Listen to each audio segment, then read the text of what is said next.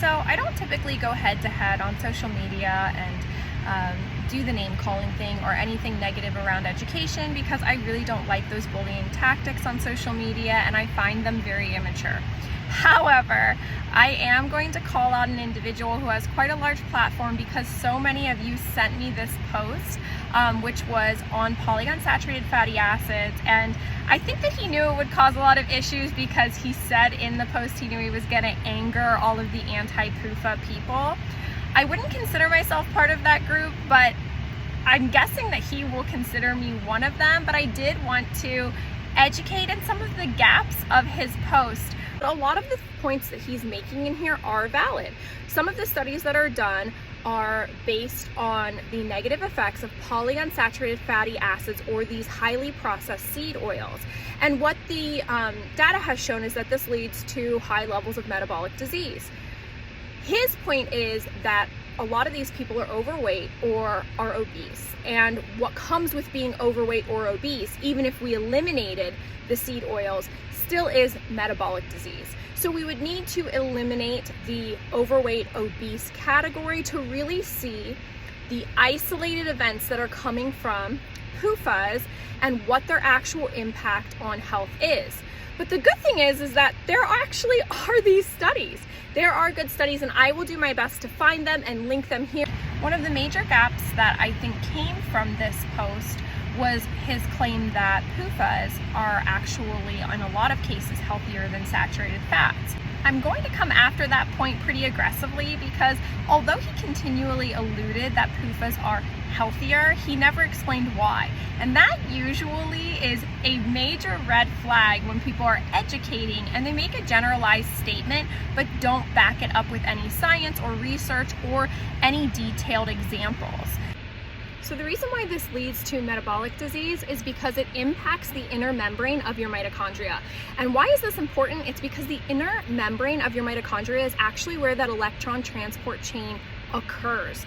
And so by damaging the inner membrane of your mitochondria, it actually impacts and damages, causing dysfunction in your electron transport chain. The only health claim that PUFAs can ever make, and that has ever been documented, is that it lowers LDLs. And this is what they really ride home on. But if people understood how they lower LDLs, then they would realize that these are not that beneficial.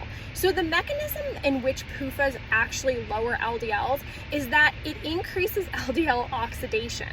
LDL oxidation is literally the reason why people get plaques in their arteries. It is when LDLs are oxidized and they become hardened in the arteries. So yes, when your blood is taken, your LDLs will be lower, but the mechanism as to which it lowers them is more detrimental than having the higher LDLs. And in fact, for the record, arsenic also lowers LDLs.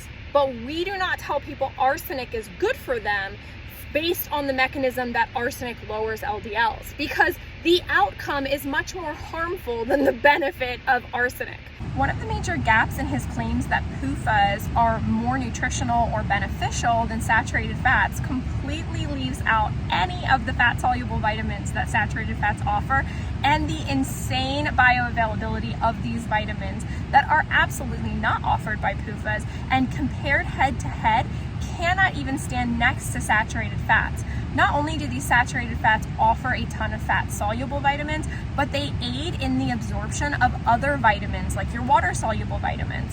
Not only that, but because they come from animals, they're extremely bioavailable, and so your body doesn't have to work as hard to be able to absorb or utilize these vitamins because they're already in a form that the body can use. It is well documented that these PUFAs are cytotoxic, mutagenic, genotoxic, and a list rhombogenetic. There are so many effects that these PUFAs have on a genetic and epigenetic level that lead to mutations.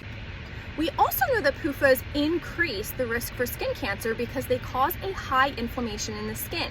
This increases the oxidative stress from the UV light that we need to make vitamin D, to optimize calcium uptake. All of these wonderful things that we get balances the electrons and protons in our mitochondria, which, by the way, is your metabolism, because they kind of get gunked up. And when you have broad spectrum UV light, it helps to balance out that energy in that mitochondrial electron transport chain. So all of these things that PUFAs are impacting literally keep coming back to metabolism and metabolic disease. And this is not just isolated to people who are overweight. You can read a label for PUFAs and it will say increased sun damage, increased risk of sun burning. Anything that increases your risk of sunburning is causing inflammation and oxidation in that skin. It also prevents your melanocytes from making melanin, which is an antioxidant and helps to bind to any oxidative stress, lowering the cancer risk. It is an immune response that your body has to the sun because the sun is mandatory for you to make proper vitamin D and have proper metabolic function. Just because something has nutrition in them doesn't mean that it's bioavailable or that the human body is able to actually process it or absorb it. This is why I'm constantly telling people that consumption does not equal absorption, and that we have to look more at the mechanisms in our digestion and our nutritional pairing to optimize the nutrition that we're looking to get from what we are consuming. When the body has to work really hard, for example, like with carrots, to get a beta carotene out of it, which is going to be a carotenoid or a retinol, it's going to lose a lot of that vitamin just in the process of trying to metabolize it. So although carotens, yes, are high in vitamin A because they're orange, your utilization and the bioavailability of that vitamin is very low due to the high fiber content of the carrot. So respectfully, I am going to have to join the anti-PUFA gang, and I am coming to you out of respect. I appreciate the post, and I do appreciate the exchange of information and perspective. I hope that you can appreciate mine, but linking something and saying it's better but never explaining why is a very good sales tactic, where you point out a gap in something but never fill it in with actual beneficial knowledge. If you like geeking out on health, fitness, and nutrition topics, give me a follow so that you can learn more and we can geek out together.